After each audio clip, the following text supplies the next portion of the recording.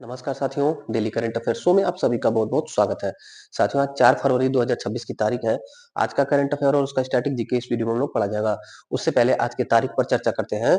आज साथियों, महत्वपूर्ण ऐतिहासिक तिथि है परीक्षा के दृष्टि से 4 फरवरी। 4 फरवरी साथियों, 4 फरवरी 1922 ईस्वी को 4 फरवरी 1922 ईस्वी को गोरखपुर जिले के गोरखपुर जिले के चौरी चौरा गोरखपुर जिले के चौरी चौरा पुलिस थाने में गुस्साई भीड़ ने आंदोलनकारियों ने आग लगा दिया था। इसे इतिहास में चौरी चौरा कांड कहा जाता है। चौरी चौरा कांड कब हुआ था? 4 फरवरी 1922। कुछ किताबों में 5 फरवरी 1922 देखने को आपको मिलेगा, लेकिन आपका प्रमाणिक उत्तर 4 फरवरी, क्योंकि एनसीईआरटी में 4 फरवरी 1922 लिखा गया है और लोक सेवा आयोग की परीक्षाओं में भी 4 फरवरी 1922 माना गया है। अगर ऑप्शन में 4 फरवरी नहीं रहता है तब 5 फरवरी 1922 के साथ आप जाइएगा। पूछा जाए, चौरी चौरा कांड के समय गवर्नर जनरल कौन था भारत का? गवर्नर जनरल उस समय गवर्नर जनरल था लॉर्ड रीडिंग। Lord reading. और लॉर्ड रीडिंग के बारे में दूसरा बात कि एकमात्र यहूदी गवर्नर जनरल कौन था? तो लॉर्ड रीडिंग। एकमात्र यहूदी गवर्नर जनरल कौन था? तो एकमात्र यहूदी गवर्नर जनरल लॉर्ड रीडिंग था साथियों। ये था आज की तारीख पर चर्चा। अब पढ़ते हैं कल के करंट अफेयर को। कल के करंट अफेयर का रिवीजन कर लिया जाए, फिर पढ़ा जाएगा आज के करंट अफेयर को। तो देखिएगा, पहला प्रश्न आपके सामने है, हाल ही में किसने माइया 200 चिप लॉन्च किया? उत्तर ए, माइक्रोसॉफ्ट ने। दूसरा प्रश्न, हाल ही में 39वां भारतीय अंतर्राष्ट्रीय चमड़ा मेला कहाँ शुरू हुआ? तो चेन्नई में। तीसरा प्रश्न था, हाल ही में समर्थ पंचायत पोर्टल के माध्यम से प्रॉपर्टी टैक्स की डिजिटल वसूली शुरू करने वाला भारत का पहला जिला कौन सा बन गया? तो छत्तीसगढ़ का धमतरी जिला। अगला प्रश्न, हाल ही में 10 दिवसीय सरस मेला कहाँ मनाया जा रहा है? तो सरस मेला हर साल साथियों जम्मू कश्मीर में मनाया जाता है। पांचवा प्रश्न पूछा गया था, हाल ही में 2026 में पहली और भारत की 127वीं यूनिकॉर्न कंपनी कौन बन गई? तो जसपे। ये 2026 में भारत की पहली 2026 की पहली और भारत की टोटल 127वीं यूनिकॉर्न बन गई, नाम जसपे। अगला, केंद्रीय बजट 2026 में ग्रामीण महिला उद्यमियों के लिए किस पहल की शुरुआत की जाएगी? तो उत्तर उत्तर सी मार्ट, डी उत्तर हमारा। सातवां प्रश्न, हाल ही में ऑस्ट्रेलिया ओपन 2026 में पुरुष एकल का खिताब किसने जीता? तो कार्लोस अल्कराज ने नोवाक जोकोविच को हरा के जीत लिया। आठवां प्रश्न, लॉस एंजलिस में आयोजित 68वां ग्रैमी अवार्ड पुरस्कार में किसे सम्मानित किया गया? तो उत्तर ए, दलाई लामा को। नौवां प्रश्न, 2026 में छठा नेशनल क्रॉप न्यूट्रिशन समिट कहाँ आयोजित होगा? तो उत्तर मुंबई में। 10वां प्रश्न, किस राज्य में मुख्यमंत्री ग्रामोत्थान योजना शुरुआत हुआ? तो उत्तर सी, गुजरात में ग्रामोत्थान योजना, गुजरात में ग्रामोत्थान योजना। 11वां, हाल ही में पटना बर्ड सेंचुरी और छारी धंध को रामसर साइट में शामिल किया गया है। अब भारत में कितने रामसर साइट हो गए हैं? तो उत्तर हो जाएगा 98। साथियों, कल के जब एक्सप्लेनेशन क्लास हम लोगों ने पढ़ा था तो एक छोटी सी चूक हो गई थी, ध्यान दीजिएगा, महत्वपूर्ण है। ये पटना यूपी, पटना पश्चिम बिहार यूपी के एटा में है और छारी धंध साथियों, छारी धंध गुजरात में है। गुजरात में रामसर स्थल, टोटल 96 स्थल थे, 2 के बाद अब 98 रामसर स्थल हो गया। रामसर स्थल के बारे में हम लोगों ने गलती क्या किया था कि पहला रामसर स्थल जो 1981 में हुआ था, 2 रामसर स्थल थे। तो पहला जो था साथियों वो चिल्का चिल्का झील उड़ीसा और दूसरा केवला देव केवला देव केवला देव ये और चिल्का झील, ये दोनों भारत के सबसे पहले रामसर स्थल है। 1981 में डिक्लेयर हुआ था। हम लोगों ने क्या किया था गलती से, चिल्का के स्थान पर साथियों, चिल्का के स्थान पर सुंदरवन को कर दिया था। सुंदरवन नहीं होगा, सुंदरवन पहला नहीं है, सुंदरवन साथियों सबसे बड़ा है।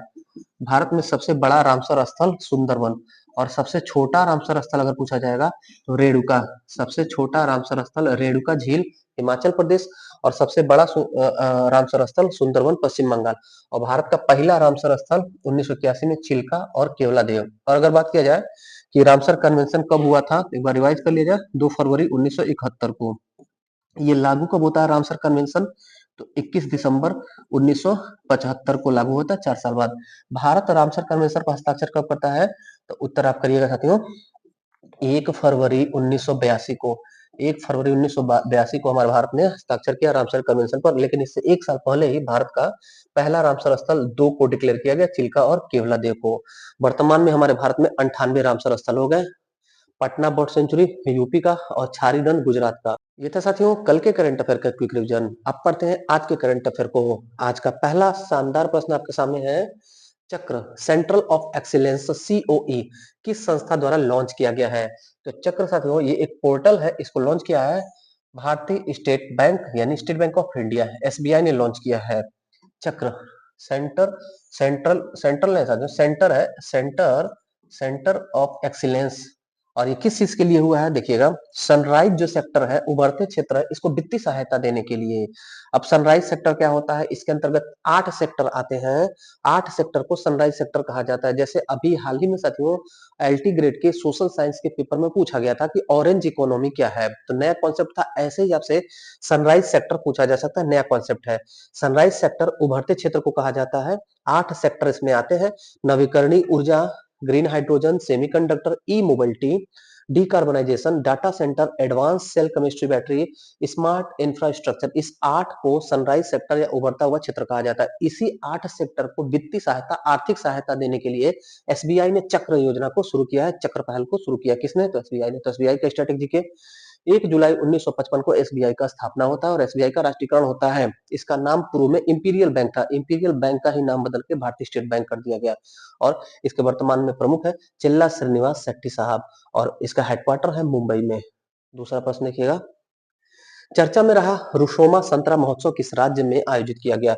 रुशोमा साथियों, रुशोमा एक गांव है, एक विलेज है जो कि नागालैंड में स्थित है। नागालैंड की राजधानी कोहिमा से 10 किलोमीटर दूर स्थित 700 की जनसंख्या, लगभग 700 की जनसंख्या वाला एक गांव है रुशोमा गांव।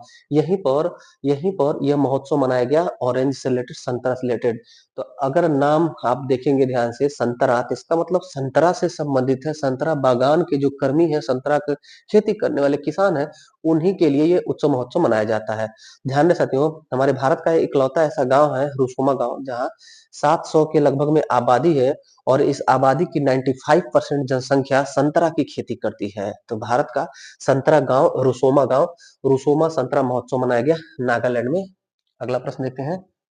तीसरा प्रश्न पूछा गया है, थाईलैंड मास्टर्स 2026 में बीडब्ल्यूएफ सुपर 300 महिला एकल खिताब किस भारतीय खिलाड़ी ने जीता? उत्तर हो जाएगा सी, देविका सिहाग। थाईलैंड में साथियों, थाईलैंड में बैडमिंटन टूर्नामेंट हुआ है, नाम इसका है थाईलैंड मास्टर्स 2026। बीडब्ल्यूएफ सुपर 300, इसमें महिला एकल का खिताब हमारे भारतीय खिलाड़ी देविका सिहाग ने जीत लिया है। बैडमिंटन से संबंधित टूर्नामेंट है और बैडमिंटन खिलाड़ी को साथियों शटलर भी कहा जाता है, शटलर कहा जाता है। अगला प्रश्न देखिएगा।